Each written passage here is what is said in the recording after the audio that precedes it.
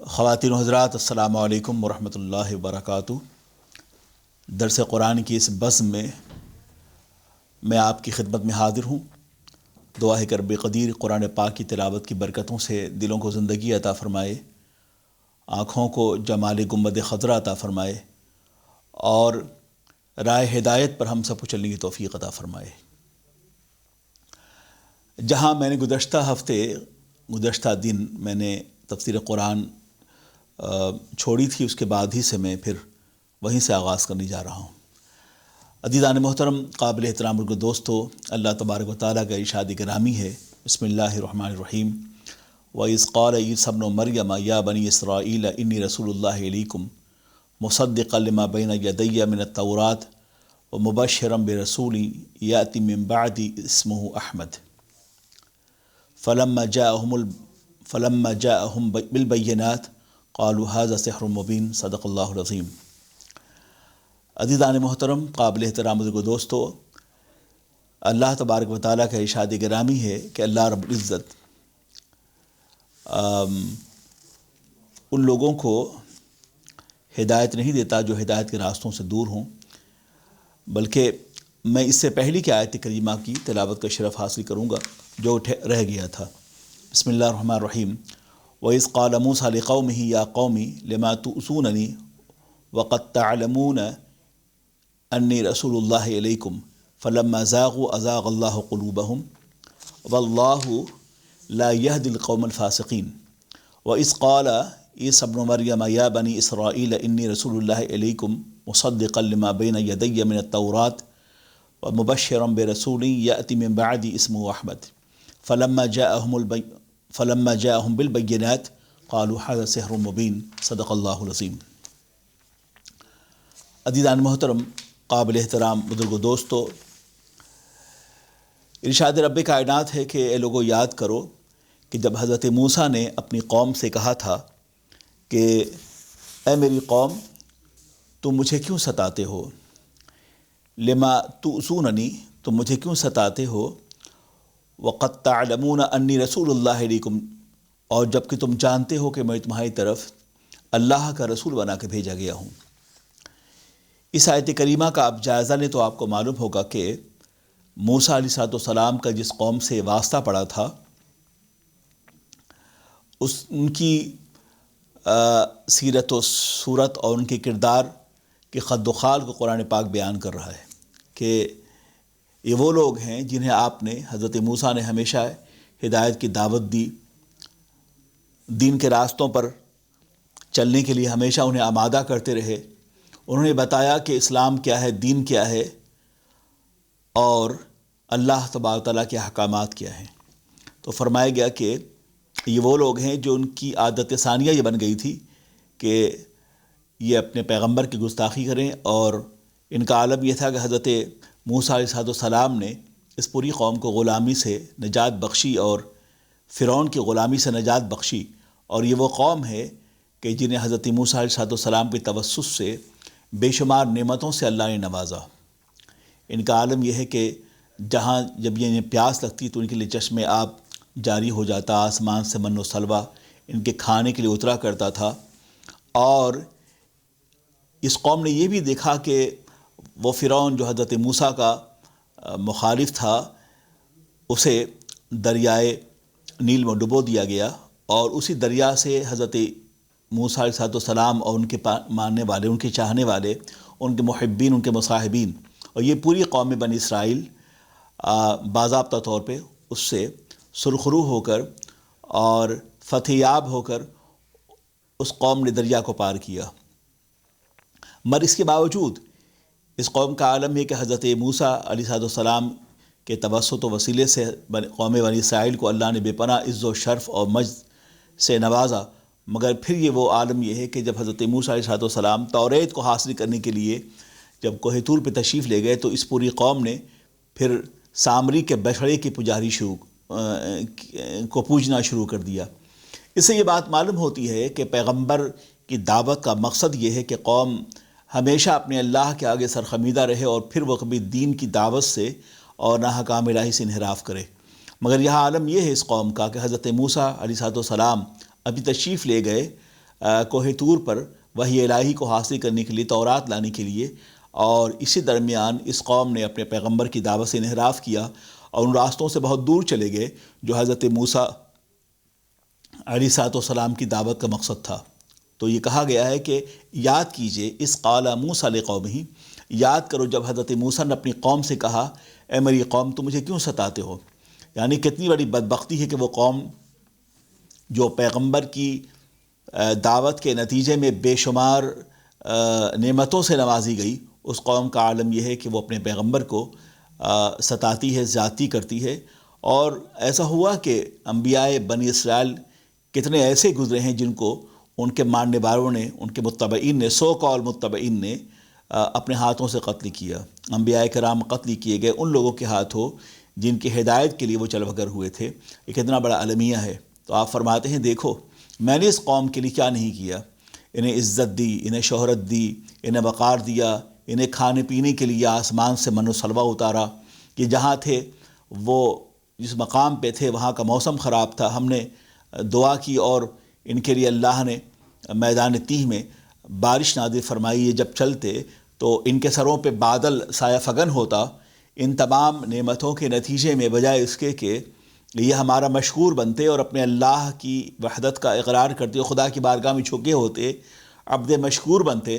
مگر انہوں نے کفران نعمت کی۔ اور آپ کو پتہ ہے قرآن پاک کا ارشاد گرامی ہے کہ لئن شکرتم لازیدنکم ولئن کفرتم ان عذابی لشدید۔ اے لوگو اگر تم اللہ کی دی گئی نعمتوں پر کا شکریہ ادا کرو گے تو پروردگار عالم تمہاری نعمتوں کو بڑھا دے گا، اور جب تم کفران نعمت کرو گے تمہیں اللہ تعالیٰ ذلت و رسوائی سے دوچار کرے گا۔ تو لئن شکرتم لازیدنکم، مشروط یہ بات ہے،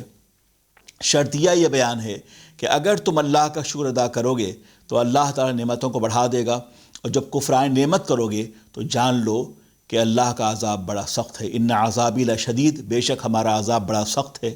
تو وہ لوگ مغضوب علیہم ہیں، ان پہ اللہ کا غضب نازل ہوا ہے، عذاب نازل ہوا ہے،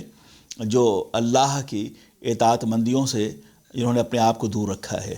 تو فرمایا حضرت موسیٰ نے اپنی قوم سے کہ اے قوم مجھ پہ ظلم کیوں کرتے ہو، مجھے کیوں ستاتے ہو، تم خوب جانتے ہو کہ میں اللہ کا رسول ہوں۔ اب اندازہ کیجئے کہ حضرت موسیٰ کی قوم جو تمام تر نعمتوں کے حصول کے بعد بھی جب وہ پیغمبر سے انحراف کر رہی تھی، بغاوت کر رہی تھی پیغمبر کی دعوت سے، تو اب اللہ تبارک و تعالیٰ نے ان کے اوپر ان کی کجروی کے عوض اللہ نے اجتماعی عذاب کو مسلط کیا۔ اور آپ نے دیکھا کہ وہ قوم جو حضرت موسیٰ سے بغاوت کرتی تھی، جو حضرت موسیٰ علیہ السلام کی دعوت سے انحراف کرنے والی تھی، رب کائنات نے ان کے اوپر اجتماعی عذاب کو مسلط کیا۔ کبھی آسمان سے بارش ہوئی، کبھی پتھر برسی، کبھی آگ کے شعلوں نے ان کا پیچھا کیا، کبھی زلزلہ آیا۔ اس طرح یہ قوم موسیٰ جو بغاوت پہ آمادہ تھی، سرکشی پہ آمادہ تھی، وہ اپنی تمام تر شوکت فکر و فن کے باوجود، وہ اپنے تمام تر شوکت اقتدار کے باوجود وہ قوم تباہ و برباد کر دی گئی۔ عصر حاضر میں ہمارا اور آپ کا حال یہی ہے کہ اگر ہم نے نبی محترم سرور کائنات صلی اللہ علیہ وسلم کے لائے ہوئے نظام حیات سے، ان کے نظم کرم سے، ان کی دعوتی زندگی سے اگر ہم نے انصاف نہیں کیا، اور ہم نبی برحق صلی اللہ تعالی وسلم کی دعوت سے، ان کی دعوتی زندگی سے، ان کے اخلاق حسنہ سے، ان کی سیرت طیبہ سے اگر ہم نے انحراف کا راستہ اختیار کیا اور کیا ہے، بلکہ اسی کے نتیجے میں پوری دنیا میں مسلمان جس ذلت و رسوائی اور سکشت و ریخت سے دوچار ہے، اس کی بنیادی وجہ یہ ہے کہ ہم نے احکام الہ اور احکام رسول سے ہم نے بغاوت کا راستہ اختیار کیا ہے۔ نہیں تو جب تک کہ ہم پیوستہ شجر سے امید بہار رکھ، جب تک ہم اللہ اس کے رسول کے احکامات سے وابستہ رہے اور ہمارا سینہ اطاعت الہ اور محبت رسول کا گہوارہ رہا، ہم جہاں جاتے وہ زمین ہماری ہوتی، اور آسمان کی بلندیوں سے ابر بارہ برس کر اس زمین کو جو سوکھی ہوتی، وہاں ہریالیاں، وہاں مرغزار، وہاں گلستان پیدا ہوتے، اور اللہ تبارک و تعالیٰ اپنی رحمتوں سے ہمیں نوازتا۔ لیکن آج اس کے برخلاف ہم تباہ و برباد اس لیے ہیں کہ ہم نے پیغمبر کی دعوتی زندگی سے انحراف کیا ہے۔ جیسے کہ اس آیت کریمہ میں حضرت موسیٰ علیہ السلام کے باب میں ارشاد فرمایا گیا کہ اے موسیٰ یاد کیجئے جب اے لوگو یاد کرو، وَإِذْ قَالَ موسیٰ، یہ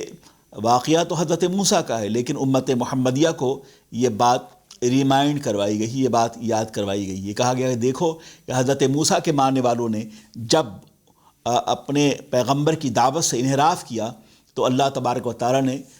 پیغمبر موسیٰ علیہ السلام کی دعوتی زندگی سے انحراف کے نتیجے میں انہیں تباہ و برباد کیا تھا۔ تو اگر تم نبی برحق سرور کائنات صلی اللہ علیہ وسلم کے لائے ہوئے دین حنیف اور دین اسلام کے پیروکار نہیں رہو گے تو تمہارے ساتھ بھی ذلت و رسوائی کا وہی ماحول اور وہی معاملہ اپنایا جائے گا جو تم سے پہلے حضرت موسیٰ اور انبیاء بنی اسرائیل سے انحراف اور بغاوت کرنے والی قوم کے ساتھ ہوا تھا۔ وَإِذْ قَالَ مُوسَىٰ لِقَوْمِهِ، اور جب کہا، اور وَإِذْ قَالَ، اور یاد کرو جب حضرت موسیٰ نے، جب موسیٰ نے اپنی قوم سے کہا کہ اے میری قوم، تم مجھے کیوں پریشان کرتے ہو، ستاتے ہو،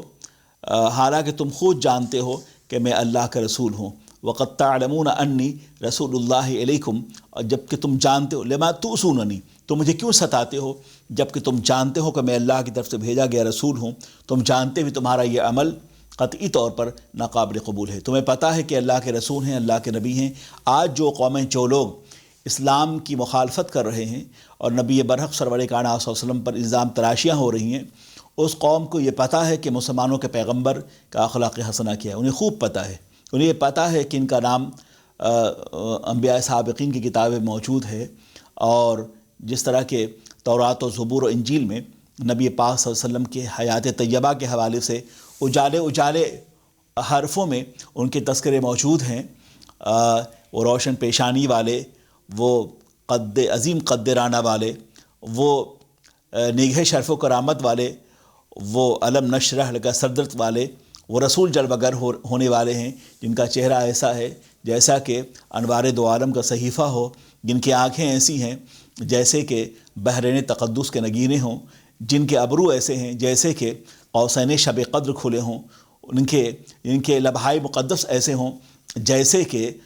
گلاب کی تازہ پنکھڑیاں ہوں، جن کے دندان مقدس ایسے ہیں جیسے کہ تجلیات کی کائنات میں شیراز شبنم کے تراشے ہوں۔ وہ رسول، ان کا ان کا سینہ پاک ایسا ہے جیسے کہ تفسیر علم نشرح لک صدرک، اور جن کا انداز تکلم ایسا ہے جیسے کہ مشیت غیب کے پردے سے خود بول رہی ہو۔ وہ رسول گرامی وقار ہیں جو آدم کی آدمیت کے لیے، جن کی حیات طیبہ، وہ رسول گرامی وقار وہ ہیں جن کی ذات گرامی، جن کی حیات طیبہ کا ہر گوشہ آدم کی آدمیت کے لیے، ابراہیم کی خلت کے لیے، زکریا کی معصومیت کے لیے، اور ایوب کے صبر کے لیے، سلیمان کی بادشاہت کے لیے، یعقوب کی اجابت کے لیے، موسیٰ کے جلال کے لیے، عیسیٰ کے کمال کے لیے قبلہ حاجات ہے۔ وہ سرکار کی ذات گرامی ہے، وہ اللہ کے رسول ہیں، کائنات کا ہر ذرہ ان کی بارگاہ میں صلاۃ و سلام پیش کرتا ہے، اور وہ رحمت للعالمین بنا کے بھیجے گئے۔ ایسے عالم میں ہماری ذمہ داری ہے کہ ہم اس وقت عصر حاضر کو اور دنیا کو سرکار دو عالم صلی اللہ علیہ وسلم کے اخلاق حسنہ سے ہم آشنا کروائیں۔ تو قرآن فرما رہا ہے کہ حضرت موسیٰ نے فرمایا کہ انی رسول اللہ علیکم جمیعا، کہ میں اللہ کی طرف سے بھیجا گیا رسول ہوں، اور یہ سب تم اسے جانتے ہو۔ جان بوجھ کر کمالات پیغمبر کو ان کی قوم نے چھپایا، اور چھپانے کے نتیجے میں وہ قوم تباہی اور بربادی سے دوچار کی گئی۔ پھر فرمایا فَلَمَّا زَاغُوا أَزَاغَ اللَّهُ قُلُوبَهُمْ، پھر جب انہوں نے، حضرت موسیٰ کی قوم نے، حضرت موسیٰ علیہ السلام کی قوم نے جب کجروی کا راستہ اختیار کیا تو فرمایا کہ اللہ تبارک تعالیٰ نے ان کے دلوں کو ٹیڑھا کر دیا۔ جب انہوں نے کجروی اختیار کی تو اللہ نے بھی ان کے دل کو ٹیڑھا کر دیا۔ أَزَاغَ اللَّهُ قُلُوبَهُمْ، یعنی جب قوم سرکشی پہ آمادہ ہو گئی اور اللہ نے عقل و فہم کی جو صلاحیتیں انہیں بخشی تھی، جب انہوں نے، یعنی قوم موسیٰ نے اس سے فائدہ نہیں اٹھایا اور دانستہ طور پر راہ حق کو چھوڑ کر انہوں نے گمراہی کا راستہ اختیار کیا، اور وہ روشن معجزات کو چھوڑ کر جو حضرت موسیٰ کلیم نے انہیں دکھائے تھے، اور ان کے سامنے فرعون کو دریا میں غرق کیا گیا تھا، ان کے سامنے جادوگروں کے ان تمام تر ضرب کاریوں کو اور سحر کاریوں کو فنا کیا گیا تھا، ان کے سامنے جن جادوگروں نے حضرت موسیٰ کے قدموں پہ گر کے کلمہ پڑھا تھا، یہ سب قوم بنی اسرائیل کو ان باتوں کا پتہ تھا، مگر اس کے باوجود انہوں نے ضلالت کا راستہ، گمراہی کا راستہ اختیار کیا، اور اللہ نے اس قوم موسیٰ کو، قوم بنی اسرائیل کو اللہ نے بے پناہ صلاحیتوں سے نوازا تھا، علم، فن اور صنعت معماری یعنی کنسٹرکشن۔ ان کا عالم یہ تھا کہ پہاڑوں کو کھود کر یہ وہ لوگ تھے جو پہاڑوں کو کھود کر یہ بڑے بڑے محلات بناتے تھے۔ قوم سمود کا یہ حال تھا۔ آپ دیکھیے قرآن پاک کا ارشاد گرامی ہے، ارم ذات العماد التی لم یخلق مثلها فی البلاد۔ اے لوگو دیکھو، قوم سمود کا عالم ہے کہ یہ پہاڑوں کو تراش کر یہ محلات بناتے تھے۔ کبھی آپ گئے ہوں گے، اگر جارڈن وغیرہ آپ گئے ہوں، یا کبھی آپ نے مصر کے صحرائی علاقوں کا، اس کے کوہساروں کا آپ نے جائزہ لیا ہو، تو آپ محسوس کریں گے۔ میں نے خود جارڈن میں یعنی کہ عمان میں قوم سمود کے ہاتھوں سے ترشے ہوئے وہ پہاڑی محلات ہم نے دیکھے ہیں، جن محلوں میں یہ قوم سمود رہا کرتی تھی۔ مگر اللہ نے جن صلاحیتوں سے نوازا تھا، آج سے ہزارہ سال پہلے، یعنی انہوں نے جو محلات تیار کیے تھے پہاڑوں میں، پہاڑوں کو کھود کر، انہیں دیکھ کر ایسا محسوس ہوتا ہے جیسے کہ آج کے ترقی یافتہ ممالک میں کہیں کہیں آپ کو رومن امپائر کے یا برٹش انگریزوں کے زمانے کے یا مغل دور کے جو بڑی بڑی عمارتیں ملتی ہیں، بالکل اسی انداز کی عمارت انہوں نے پہاڑوں میں اسے تراش کر بنایا ہے قوم سمود نے۔ اس کا عالم یہ تھا اس قوم کا کہ ان کا یہ دعویٰ یہ تھا کہ ہم بڑے شہزور ہیں، طاقتور ہیں، اور دنیا کی کوئی طاقت ہم پہ حملہ آور نہیں ہو سکتی ہے، اور چونکہ ہم پہاڑوں کے رہنے والے ہیں، ہم بادیہ نشیں ہیں، ہم کوہساروں میں بسنے والے ہیں، ہم صاحب جبال ہیں، دنیا کی کوئی طاقت ہم پہ حملہ آور نہیں ہو سکتی۔ تو پھر آپ نے دیکھا کہ اللہ تبارک و تعالیٰ نے اس سرکش قوم پر اللہ نے گرم ہوائوں کے ذریعے سے عذاب بھیجا، یعنی کہ ان کے محلات پہ بظاہر شہزور دشمن حملہ آور نہیں ہو سکتا تھا، مگر گرم ہواؤں کے جھونکے چلے، اور وہ گرم ہوائیں ان کے محلوں میں داخل ہوئیں اور وہ شعلوں میں بدل گئیں، یعنی کہ جب گرم ہواؤں کے جھونکے لگتے ان کے جسموں پر تو ایسا محسوس ہوتا ہے جیسے کہ ان کے جسم کی کھالیں جو ہیں وہ جل کر زمین پہ گر رہی ہوں۔ تو یہ کیفیت ہے کہ ماس ڈسٹرکشن جیسے ہو، ایک کیمیائی زہر جیسے کسی قوم پر اسپرے کر دی جائے، آج کے دور میں بالکل وہی کیفیت تھی۔ یہ اللہ کی طرف سے اس قوم سمود کی ہلاکت کے لیے ماس ڈسٹرکشن سے آلودہ یہ ہوائیں تھیں۔ ان ہواؤں انہیں جب محلات میں وہ ہوائیں داخل ہوئیں، پوری قوم، پوری آبادی بھاگ کر باہر صحرا کی طرف دوڑی، پھر ان ہواؤں نے پیچھا کیا، اور اس ہوا کی گرمی سے جس کی حیثیت ایک شعلہ جوالہ کی تھی، زہر آلود ہواؤں نے اور اس شعلہ جوالہ نے اس پوری قوم کا پیچھا کیا، اور قوم اپنے آپ کو بچانے کے لیے قوم سمود نے دریا میں چھلانگ لگائی، اور جسے کہتے ہیں آپ اس وقت بحر الموت میں، جسے ڈیڈ سی بھی آپ کہتے ہیں، یہ پوری قوم ڈبو کر تباہ و برباد کی گئی۔ اگر آپ کو دیکھنا ہو، جائزہ لینا ہو، تو آپ عمان تشریف لے جائیں، اور تو آپ کو اندازہ ہوگا کہ دریائے بحر الموت میں، ڈیڈ سی میں قوم سمود کس طرح ڈبوئی گئی۔ یہی حال قوم لوط کا ہے، یہی حال قوم عاد کا ہے۔ اگر آپ جا کر دیکھیں تو آپ کو اندازہ ہو کہ اللہ تبارک و تعالیٰ نے انبیاء سابقین کے منحرف جو لوگ تھے، جو ان کے عادات تھے، جو ان کے لائے ہوئے نظام حیات کے مد مقابل اپنی ذہنی ساخت کے نتیجے میں اور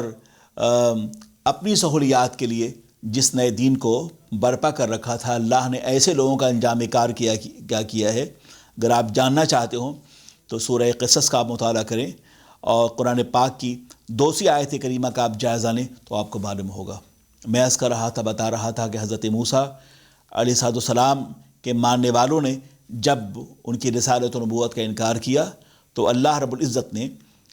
ان کی کجروی کے اختیار میں ان کے دلوں کو اللہ نے ٹیڑھا کر دیا۔ دلوں کو ٹیڑھا کرنے کا مطلب یہ ہے کہ اب وہ جو کچھ سنتے اور دیکھتے، اس پہ ان کا جو بھی سنتے اور دیکھتے اس پہ وہ عمل نہیں کرتے۔ ختم اللہ علی قلوبہم وعلی سمعہم وعلی ابصارہم غشاوہ، کہ اللہ نے ان کی آنکھوں پر، ان کے کانوں پر، ان کے دلوں پہ اللہ نے مہر لگا دی تھی۔ وہی کیفیت تھی، اور یہ ہر زمانے میں ایسا ہوتا رہا ہے۔ ہر زمانے میں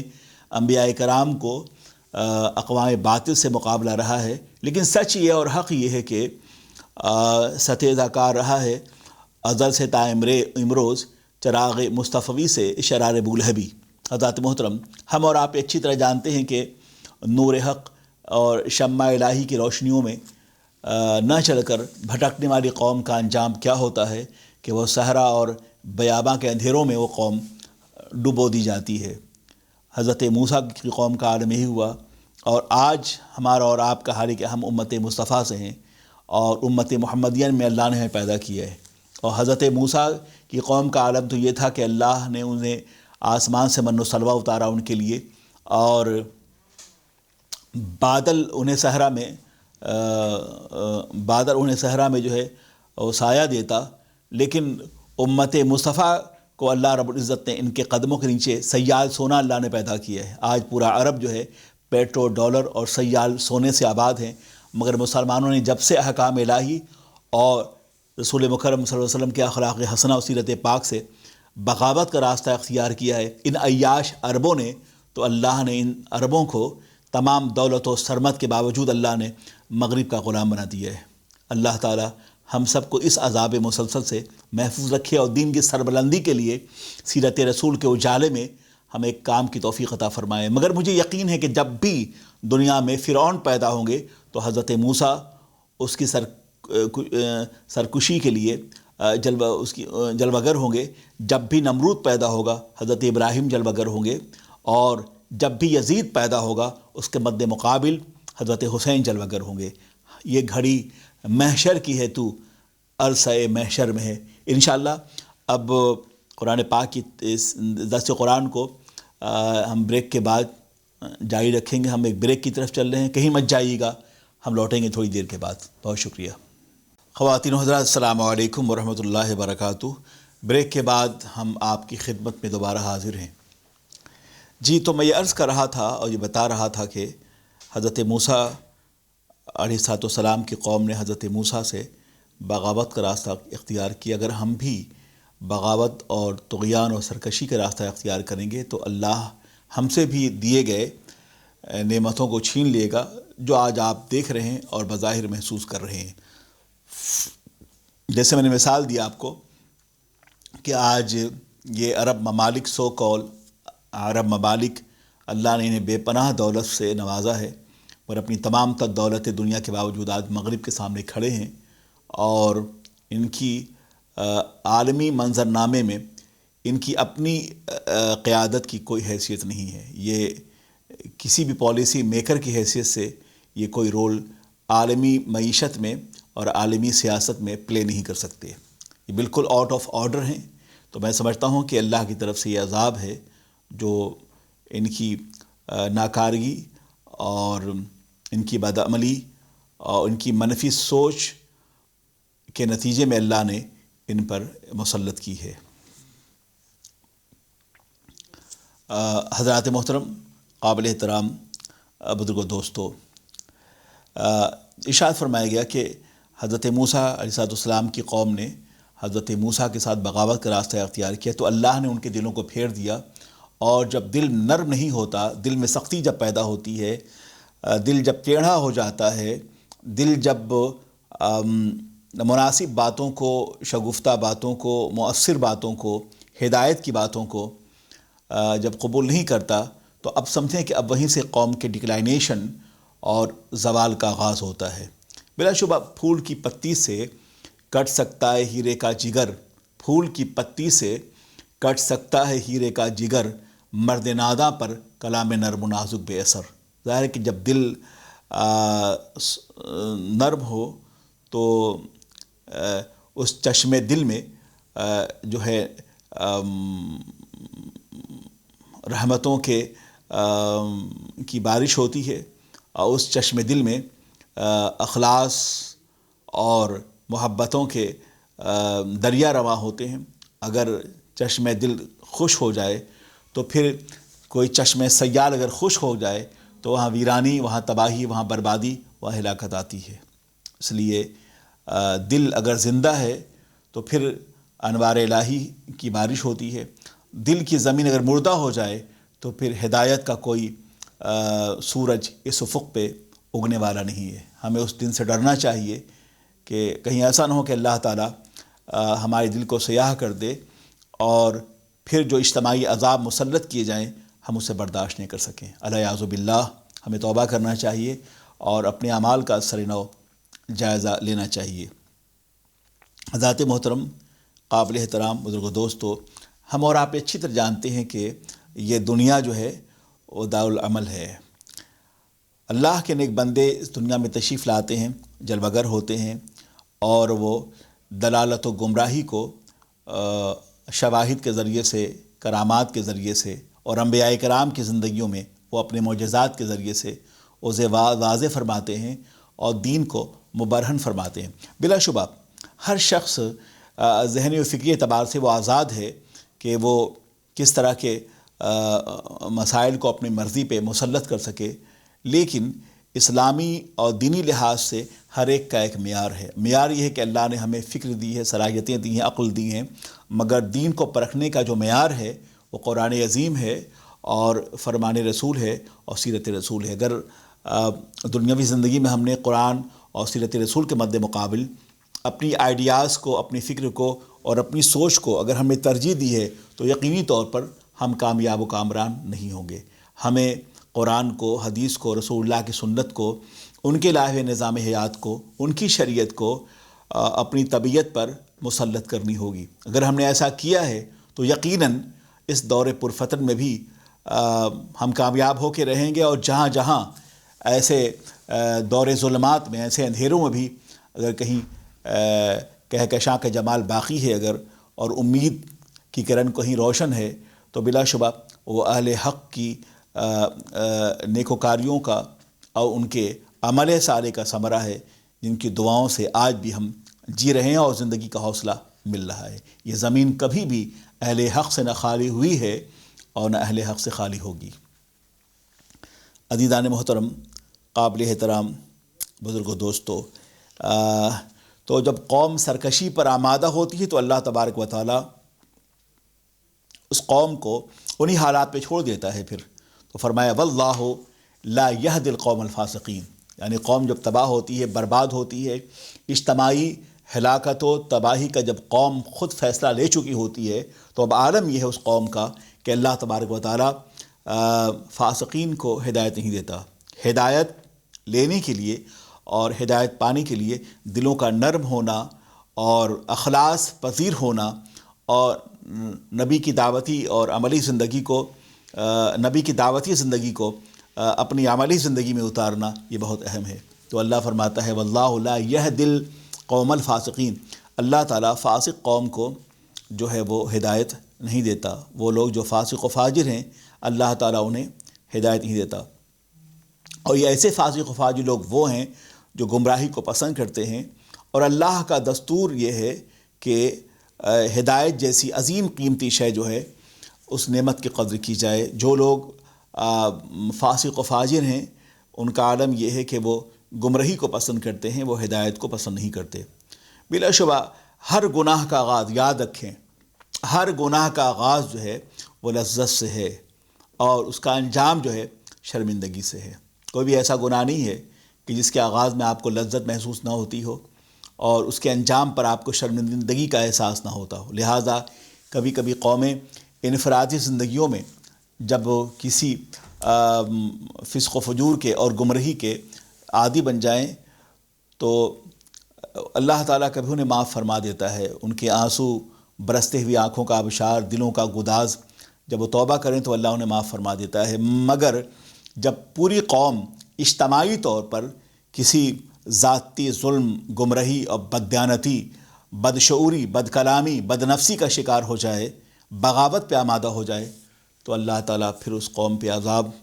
نازل کرتا ہے۔ اس وقت پوری دنیا پہ جو حالات ہیں، میں سمجھتا ہوں کہ یہ اسی کی وجہ ہے۔ اجتماعی عذاب اللہ نے ہم سب پہ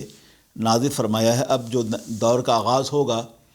اس کرونا وائرس کے بعد، تو میں سمجھتا ہوں کہ جو دور کا آغاز ہوگا اس میں دانشور دنیا اور دانش حاضر کے حوالے سے جو بڑے ہی صاحب علم و فضل ہیں اور ارباب علم و دانش ہیں، وہ اپنے فیصلوں کے حوالے سے خدائی احکامات سے بغاوت نہیں کریں گے، بلکہ ان کا فیصلہ احکام خداوندی کی روشنیوں میں اور فطرت کے عین تقاضوں میں ہوگا انشاءاللہ۔ عزیزان محترم، وَإِذْ قَالَ عِیسیٰ ابْنُ مَرْیَمَ، اور یاد کرو جب فرمایا حضرت عیسیٰ ابن مریم نے، یا بنی اسرائیل، اے بنی اسرائیل، انی رسول اللہ علیکم، میں تمہاری طرف اللہ کا رسول بنا کے بھیجا گیا ہوں، مصدقا لما بین یدی من التورات، کہ میں تصدیق کرنے والا ہوں تورات کی جو مجھ سے پہلے آئی ہے، ومبشرا برسول یأتی من بعد اسمہ احمد، اور خوشخبری سنانے والا ہوں ایک ایسے رسول کا جو تشریف لانے والے ہیں، جو جلوگر ہونے والے ہیں میرے بعد، اور ان کا نام احمد ہوگا۔ حضرت عیسیٰ علیہ السلام نے بھی اپنی قوم بنی اسرائیل سے یہ کہا کہ اے بنی اسرائیل، میں تمہاری طرف اللہ کے رسول بنا کے بھیجا گیا ہوں، تو میں تصدیق کرتا ہوں اس تورات کی جو مجھ سے پہلے آئی ہے، کتاب تورات۔ یہاں بھی حضرت عیسیٰ علیہ السلام کے ماننے والی قوم نے آپ پر بے تحاشا تہمت لگائے، اور عالم یہ ہے کہ طرح طرح سے انہیں متہم کیا۔ ان کی والدہ جو پاک ہیں، ان کی والدہ جو بے عیب ہیں، ان کی والدہ جو منزہ ہیں، ان کی والدہ جنہیں اللہ رب العزت نے بظاہر گناہوں، ہر طرح کے گناہوں سے علائش سے محفوظ رکھا ہے، جن کی پاکی و طہارت کی قسمیں قرآن خود کھاتا ہے، وہ عیسیٰ ابن مریم ہیں جنہیں اللہ نے رسول بنا کے بھیجا، نبی بنا کے بھیجا، کتاب دے کے بھیجا، معلم کتاب و حکمت بنا کے بھیجا، جو مادرزاد اندھوں کو بینائی دیتے ہیں، جو مردوں کو زندہ کرنے والے ہیں، وہ اللہ کے رسول ہیں۔ تو فرمایا گیا کہ وَإِذْ قَالَ عِیسیٰ ابْنُ مَرْیَمَ، یہاں اس آیت کریمہ میں حضرت عیسیٰ کے 3 ارشادات بیان کیے گئے ہیں۔ پہلا تو یہ ہے کہ جب آپ نے فرمایا کہ میں اللہ کا رسول ہوں، اِذْ قَالَ عِیسیٰ ابْنُ مَرْیَمَ، جب حضرت عیسیٰ فرزند مریم نے کہا کہ یا بنی اسرائیل، اے بنی اسرائیل، انی رسول اللہ، میں اللہ کا رسول ہوں، الیکم، تم سب کی طرف بھیجا گیا ہوں۔ تو انی رسول اللہ کرنے کے بعد یہ ہے کہ اللہ کے رسول ہیں، معاذ اللہ، جس طرح کہ عیسائیوں کا عقیدہ ہے کہ آپ سن آف گاڈ تھے، معاذ اللہ، اللہ کے بیٹے تھے، یہ قرآن عظیم اس کی تردید فرمائی ہے۔ قرآن کہتا ہے انی رسول اللہ۔ حضرت عیسیٰ نے جو اعلان نبوت فرمایا تو یہ کہا اپنی قوم سے کہ اے بنی اسرائیل، میں اللہ کا رسول بنا کر بھیجا گیا ہوں۔ تو یہ کہنا، یہ نفی اس بات کی کہ آپ خدا کے بیٹے نہیں ہیں، آپ خدا کے رسول ہیں، تو اس سے اس بات کی تردید ہوتی ہے کہ آپ کو خدا کا بیٹا کہا جائے۔ تو جس طرح کہ یہودیوں نے گستاخی کی، اور نصرانیوں نے گستاخی کی، اور عیسائیوں نے گستاخی کی، یا ان کا جو عقیدہ ہے یہ بالکل اس کے برخلاف ہے جو حضرت عیسیٰ نے فرمایا۔ اور حضرت عیسیٰ نے فرمایا کہ میں اللہ کا رسول ہوں، اس کا نبی ہوں، اس کا بیٹا نہیں ہوں۔ لہٰذا آج مسیحی دنیا اپنی تمام ترقیات کے باوجود اگر وہ تثلیث کا قائل ہے تو بلا شبہ انہوں نے انجیل کی اس دعوت سے انحراف کیا ہے۔ آج جو کچھ بائبل کی شکل میں یہاں یورپ اور امریکہ کے چرچ میں جو بائبل پڑھا جاتا ہے، وہ اصلاً بائبل نہیں بلکہ وہ منحرف ہے، اور انحراف کا عالم یہ ہے کہ انہوں نے اس میں حضرت عیسیٰ علیہ السلام کے حوالے سے یہ کہا ہے کہ یہ سن آف گاڈ ہیں، اور پھر انہوں نے یہ بھی دعویٰ کیا ہے کہ انہیں صلیب پہ چڑھایا گیا، جبکہ ہمارا اسلام کا کانسیپٹ اس سے بالکل مختلف ہے۔ یہ باتیں میں اس لیے کر رہا ہوں کہ یہاں اکثر و بیشتر جب کسی عیسائی مبلغ سے گفتگو ہوتی ہے تو قرآن عظیم کا یہ حوالہ ہم نے خود کئی بار ان کے آگے پیش کیا ہے، اور ہم نے بتایا کہ اسلام کا کانسیپٹ، اسلام کا عقیدہ اس سے بہت مختلف ہے جو آپ کا عقیدہ ہے، تثلیث کا عقیدہ ہے۔ لہٰذا حضرت عیسیٰ نے خود فرمایا کہ میں اللہ کا رسول ہوں، اور نمبر 1 ایک بات، دوسری بات یہ کہ الیکم، انی رسول اللہ الیکم، الیکم کہہ کر اس لفظ سے آپ نے یہ بتا دیا کہ میں تم سب کی طرف سے رسول بنا کے بھیجا، میں تم سب کی طرف رسول بنا کے بھیجا گیا ہوں۔ میری رسالت کا دائرہ جو ہے وہ بنی اسرائیل تک محدود ہے، الیکم کہا گیا ہے، یعنی کہ میری رسالت کا دائرہ جو ہے وہ تم تک محدود ہے، یعنی کہ ہر آنے والا پیغمبر، حضرت موسیٰ کی دعوت ان کی قوم کے لیے ہے، حضرت عیسیٰ کی دعوت ان کی قوم کے لیے ہے، حضرت ابراہیم کی دعوت ان کی قوم کے لیے ہے، حضرت یحییٰ و زکریا کی دعوت ان کی قوم کے لیے ہے، حضرت یعقوب اور حضرت یوسف کی دعوت ان کی قوم کے لیے ہے، تو یہ کہنا کہ مبشرم انی رسول اللہ علیکم، میں تمہاری طرف رسول بنا کے بھیجا گیا ہوں، تو اس سے مراد یہ ہے کہ حضرت عیسیٰ جس قوم کی طرف رسول بنا کے بھیجے گئے تھے ان کی نبوت اور رسالت اس قوم تک کے لیے محدود تھی۔ اس کے بعد اب ایک اور رسول جلوہ گر ہونے والے ہیں جو قیامت کی صبح تک جن کی رسالت و نبوت کے چرچے باقی رہیں گے، جو ہر زمانے کے رسول ہیں، جو ہر عصر کے رسول ہیں، جو ہر دور کے رسول ہیں۔ حضرت موسیٰ، حضرت عیسیٰ کو اللہ رب العزت نے معجزات بنا کے بھیجا۔ حضرت موسیٰ کو اللہ نے ضرب کلمی کا معجزہ عطا فرمایا، حضرت عیسیٰ کو اللہ نے دست مسیحا عطا فرمایا، مگر نبی گرامی وقار صلی اللہ علیہ وسلم کو اللہ رب العزت نے سر سے پاؤں تک معجزہ بنا کے بھیجا۔ وہ اٹھیں تو معجزہ ہو، وہ بیٹھیں تو معجزہ ہو، وہ سر اٹھائیں تو معجزہ ہو، وہ سر جھکائیں تو معجزہ ہو، وہ متبسم ہو تو معجزہ ہو، متکلم ہوں تو معجزہ ہو، اشارہ کریں تو معجزہ ہو، قم باذن اللہ کہیں تو معجزہ ہو، اور وہ دست ناز اٹھائیں تو معجزہ ہو، نگہ رحمت اٹھائیں تو معجزہ ہو، وہ بیٹھیں تو معجزہ ہو۔ ان کی درسگاہ کا ہر گوشہ ان کے معجزات کریمہ سے آباد تھا، اور وہ جو کہتے کائنات آفاق و انفس کا ہر گوشہ، ہر حصہ اس پہ عمل پیرا ہوتا۔ دنیا کا، کائنات، زمان و مکان کا کوئی ایسا گوشہ نہیں ہے جو رحمت مصطفیٰ سے مستفیض نہ ہو۔ وہ ہر دور، ہر زمانے کے نبی ہیں، اور قیامت کے صبح تک ان کے بعد نہ کوئی نبی جلوہ گر ہونے والا ہے اور نہ کوئی رسول جلوہ گر ہونے والا ہے۔ انہیں جو کتاب اللہ، حضرت موسیٰ اور عیسیٰ کا زمان نبوت وہ اس وقت تک تھا، وہ صرف وہ نبی اور رسول تھے اپنی قوم کے لیے، لیکن آقائے دو جہاں سرور کائنات صلی اللہ علیہ وسلم کا زمان نبوت اور رسالت قیامت کے صبح تک کے لیے ہے۔ اور جتنے انبیاء کرام تشریف لاتے رہے انہوں نے تمہیداً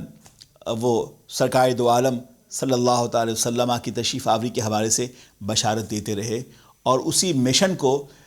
کی دعوت دیتے رہے جس مشن کی تکمیل نبی گرامی وقار صلی اللہ تعالی وسلم نے فرمائی ہے۔ اب آپ سنیں کہ اے لوگو، حضرت عیسیٰ نے فرمایا کہ اے لوگو انی رسول اللہ علیکم مصدقا لما بین یدی، کہ میں تمہاری طرف اللہ کا رسول بنا کے بھیجا گیا ہوں، میں تصدیق کرتا ہوں اس چیز کی جو مجھ سے پہلے جو کتاب آئی ہے وہ کتاب تورات، میں اس کی تصدیق کرتا ہوں۔ یعنی کہ ہر آنے والا نبی جو ہے وہ اپنے پیش رو نبی پر جو کتاب جلوہ گر ہوئی ہے اس کی تائید فرماتا رہا ہے۔ وہ تورات منزل من السماء ہے، جیسے کہ انجیل منزل من السماء ہے، لیکن آج کے دور کا بائبل جو ہے وہ منزل من السماء نہیں ہے، اس میں مختلف قسم کی چینجنگ واقع ہوتی رہی ہے، اور یہ کتاب اہل اسلام کے نزدیک بلا شبہ معتبر نہیں ہے۔ جب عیسائیوں نے مادیاتی ترقی کے بعد انہوں نے اپنا دین بدلا تو اپنی کتاب میں بھی انہوں نے انحراف سے کام لیا، تو فرمایا گیا کہ وہ رسول گرامی وقار ہیں کہ میں تصدیق کرتا ہوں۔ حضرت عیسیٰ نے کہا کہ میں تصدیق کرتا ہوں اس تورات کی جو مجھ سے پہلے آئی ہے، اور تصدیق اس بات کی کرتا ہوں میں وَمُبَشِّرًا بِرَسُولٍ يَأْتِي مِن بَعْدِهِ اسمہ احمد، اور میں مژدہ دیتا ہوں، پیغام دیتا ہوں، بشارت دینے والا ہوں میں ایک ایسے رسول کا جو تشریف لانے والے ہیں، جو تشریف لائیں گے میرے بعد، من بعدی، میرے بعد، اسمہ احمد، اور ان کا نام احمد ہوگا۔ سبحان اللہ، بشارت عیسیٰ بن کر نبی گرامی وقار صلی اللہ علیہ وسلم جلوہ گر ہو رہے ہیں۔ یعنی میں تمہیں ایک بہت بڑی خوشخبری سناتا ہوں۔ حضرت عیسیٰ علیہ السلام نے فرمایا اپنی قوم سے کہ میں تمہیں ایک بہت بڑی خوشخبری سناتا ہوں، اور وہ یہ کہ میرے بعد ایک عظیم القدر، جلیل القدر رسول جلوہ گر ہوں گے، ان کا نامی اسم گرامی جو ہے احمد ہوگا۔ یعنی کہ ذات گرامی کا تذکرہ فرمایا کہ اس کے بعد جو آنے والا مبشرًا برسول، میں بشارت دیتا ہوں کہ ایک رسول جلوہ گر ہونے والا ہے۔ سبحان اللہ، رسول جلوہ گر ہونے والا، ظاہر رسول جلوہ گر۔ اس قرآن پاک کی آیت کریمہ پہ آپ غور کریں تو آپ کو اندازہ ہوگا کہ حضرت عیسیٰ نے فرمایا کہ تم میں رسول جلوہ گر ہونے والا ہے، یعنی پیدائشی رسول۔ یہ جو کہتے ہیں نا کہ 40 سال کے بعد جو ہے وہ انہیں نبوت دی گئی اور رسالت دی گئی، یہ کانسیپٹ غلط ہے۔ 40 سال کے بعد پیغمبر نے اعلان نبوت فرمایا ضرور ہے، لیکن ہر نبی پیدائشی نبی ہوتا ہے، ہر نبی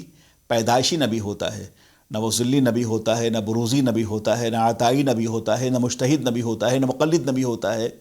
نبی پاک صلی اللہ علیہ وسلم کے بعد نہ کوئی عطائی نبی پیدا ہوگا، نہ ذلی، نہ بروزی، نہ مجتہد، نہ مقلد نبی پیدا ہوگا۔ پیدا ہونے والا نبی وہ باضابطہ طور پر رسول بن کے جلوہ گر ہوتا ہے، تو فرمایا گیا کہ میں تمہیں بشارت دیتا ہوں ایک ایسے رسول کی جو میرے بعد جلوہ گر ہونے والا ہے، نہ کہ نبی پاک صلی اللہ علیہ وسلم جب تشریف لائے آپ پیدائشی نبی ہیں، یعنی پیدائش کے ساتھ ہی آپ کے سر پر مصطفیٰ اور مجتبیٰ اور رسالت و نبوت کا تاج رکھا گیا۔ وہ مصطفیٰ ہیں، وہ مجتبیٰ ہیں، وہ رسول ہیں، وہ نبی ہیں، اور ہر طرح کی عز و شرف اللہ نے شرف و کمال آقائے دو جہاں صلی اللہ علیہ وسلم کو پیدائش کے ساتھ ہی عطا فرمایا، اور صرف دنیا میں نہیں بلکہ عالم ارض کے مرحلوں میں بھی ان کا مقام وہی تھا کہ وہاں بھی ان کی بارگاہ ناز میں جب انسان پیدا نہیں ہوا اس وقت سے ان کی بارگاہ میں اللہ اس کے فرشتے درود و سلام بھیج رہے تھے۔ ان اللہ و ملائکتہ یصلون علی النبی یا ایھا الذین آمنوا صلوا علیہ وسلموا تسلیما، بے شک اللہ اس کے فرشتے نبی پر درود بھیجتے ہیں، بلکہ بھیجتے رہے ہیں، اور کب سے بھیج رہے ہیں نہ ہمیں ازل کی خبر ہے نہ ابد کی، ازل سے لے کر ابد تک کچھ نہ تھا، مگر اللہ کے بعد اس کے محبوب گرامی وقار کا اس میں نامی تھا، اور اللہ اس کے فرشتے نبی پر درود بھیج رہے تھے، درود بھیج رہے ہیں، درود بھیج رہے ہیں اور درود بھیجتے رہیں گے۔ تو اب حضرت موسیٰ نے جو بشارت دی ہے وہ کسی محض انسان کی پیدائش کی بشارت نہیں، یہ یاد رہے، بشارت مبشرا برسول، تم میں رسول جلوہ گر ہونے والے ہیں۔ تو اللہ تبارک تعالیٰ انبیاء کرام کو اور رسول گرامی وقار کو پیدائشی رسول اور نبی بنا کر جلوہ گر فرماتا ہے۔ تو یأتی من بعد اسمہ احمد، کہ ان کا نام جو ہے ہوگا وہ احمد ہوگا، اور انہیں اللہ رب العزت نے ہر شرف، ہر مجد اور ہر بزرگی سے اللہ نے نوازا۔ اسمہ احمد، ان کا نام احمد ہوگا۔ وہ احمد ہیں آسمان والوں کے لیے، وہ محمد ہیں اہل زمین کے لیے، وہ حامد ہیں، وہ محمود ہیں، تمام صفات و کمال کے وہ جامع ہیں، اور وہ وہ محمد ہیں، وہ اپنے رب کی سب سے زیادہ تعریف کرنے والے ہیں، اور ان کا نام احمد ہے آسمانوں میں۔ عالم یہ ہے احمد الحامدین ربہ، تمام حمد کرنے والوں میں سب سے بڑھ کر وہ اپنے رب کی حمد کرنے والے ہیں، اپنے رب کی حمد کی کثرت کرنے والے ہیں، اور وہ تمام برکات و خیرات کے جامع ہیں، اور وہ محمد بھی ہیں۔ اور عالم یہ ہے فالمحمد هو الذی حمد مرۃ بعد مرۃ، اور وہ محمد بھی ہیں، اور محمد اسے کہا جائے گا یعنی جس کی بار بار حمد کی جا رہی ہو وہ محمد ہے۔ اتنی تعریف آپ نے، اتنی حمد و ثنا اپنے رب کی آپ بیان کی ہیں، آپ تعریف کرتے رہے ہیں، آپ نے اپنے رب کی حمد و ثنا میں زندگی کا ہر گوشہ وقف کر رکھا تھا کہ آپ کی مثال نہ کوئی فرشتوں میں ہے، نہ انسانوں میں ہے، نہ جناتوں میں ہے، نہ رسول میں ہے، نہ نبی میں ہے۔ وہ اپنے خدا کو یاد کرنے میں، ذکر الہی میں اس منصب پہ فائز تھے جہاں انبیاء سابقین میں کوئی نبی اور رسول نہیں پہنچ سکتا ہے۔ اس لیے وہ مخلوقات میں ہر شے خدا کی تسبیح خوانی کر رہا ہے، ذرہ سے لے کر آفتاب تک، ستارے، چاند، سورج، قطرہ قطرہ، ذرہ ذرہ، دھارا دھارا، پھول پھول، چمن چمن، گلشن گلشن، یسبح لہ ما فی السماوات ما فی الارض، کائنات کی ہر ذرہ، کائنات کا ہر ذرہ، ہر شے اللہ کی تسبیح خوانی کر رہا ہے، مگر یاد الہی میں اور ذکر رسول میں اور تعریف و توصیف الہی کے حوالے سے پیغمبر گرامی وقار صلی اللہ تعالی وسلم کی مثال اور نہ دنیا میں ہے، نہ زمین میں ہے، اور نہ آسمان میں ہے۔ کائنات کی ہر مخلوق سے سب سے زیادہ جس نے اپنے اللہ کی تعریف کی ہے وہ عقائد و جہاں سرور کائنات صلی اللہ علیہ وسلم کی ذات گرامی ہے۔ انس و جن بھی اللہ کے ثناخواں ہیں، حور و ملک بھی اللہ کے ثناخواں ہیں، اور یہ سب کے سب حمد الہی میں رطب اللسان ہیں، مگر اس دار فانی میں، اس دنیا میں اور آخرت میں ازل سے لے کر ابد تک حمد الہی میں نبی محترم سرور کائنات صلی اللہ علیہ وسلم کا کوئی جواب نہیں ہے۔ ان کی شان محمدیت کائنات کے ہر گوشے کو جو ہے رحمت و انوار کی خیرات دیتے رہیں گے، اور یہی وجہ ہے کہ اپنے اسی منصب رسالت و نبوت کی جلوہ گری کے ساتھ، اپنی شان احمدیت اور محمدیت کے ساتھ نبی پاک صلی اللہ علیہ وسلم کل میدان قیامت میں میدان محمود پہ جلوہ گر ہوں گے۔ حضرات محترم، عزیزان محترم، قابل احترام بزرگوں اور دوستوں، ہمیں چاہیے کہ ہم لوٹیں اس نظام حیات کی طرف جو اللہ کے رسول لے کے جلوہ گر ہوئے ہیں۔ فلما جاءہم البینات،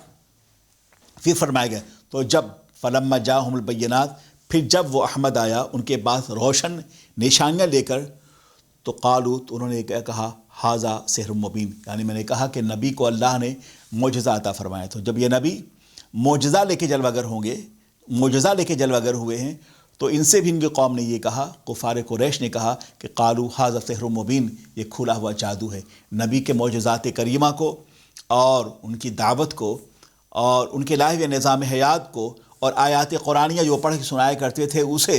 بجائے قبول کرنے کے اور ہدایت کے راستوں کو اپنانے کے، انہوں نے یہ کہا کہ یہ کھلا ہوا جادو ہے۔ مگر سچ تو یہ ہے کہ نور حق شمع الہی کو بجھا سکتا ہے کون؟ جس کا حامی ہو خدا اس کو مٹا سکتا ہے کون؟ نبی کی نبوت و رسالت، ان کے معجزات کائنات کے ہر ذرے پر حاوی رہیں گے، اور قیامت کی صبح تک اندھیری رات کے مسافروں کے لیے عشق رسالت عشق رسالت کے انوار ان کے شب تاریک میں کہکشاں کی تجلیات اور انوار سحر کو بکھیرتے رہیں گے۔ بہت شکریہ، خدا حافظ، سلام علیکم۔